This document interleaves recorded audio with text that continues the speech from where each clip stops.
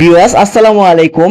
ইতিমধ্যে অনেকের মোবাইলে অভিহিতির টাকা চলে আসছে, যেমন ষষ্ঠ থেকে দ্বাদশ শ্রেণী পর্যন্ত অভিহিতির টাকা দেওয়া শুরু হয়ে গেছে। তো অনেকেই অভিহিতির টাকা কিভাবে চেক করতে হয় সেটা পারে না। যাদের নগদের মাধ্যমে টাকা আসছে, কিভাবে নগদ অ্যাকাউন্টের টাকা চেক করবেন বাটন ফোন এবং অ্যান্ড্রয়েড ফোনের মাধ্যমে। তো সহজ নিয়মে কোড ডায়াল করে অনেকেই কোড ডায়াল করে টাকা চেক করতে চান বাটন ফোন বা অ্যান্ড্রয়েড ফোনে। আজকের ভিডিওতে আপনাদের এ টু জেড দেখাবো কিভাবে বাটন ফোনের মাধ্যমে আপনি নগদের টাকা চেক করবেন। তার জন্য প্রথমে আপনি ডায়াল করে দিবেন, ডায়াল অপশন ওপেন করে *167 উঠিয়ে আপনি যে নাম্বার থেকে টাকা চেক করতে চাচ্ছেন সেই নাম্বার দিয়ে ডায়াল করে দিবেন।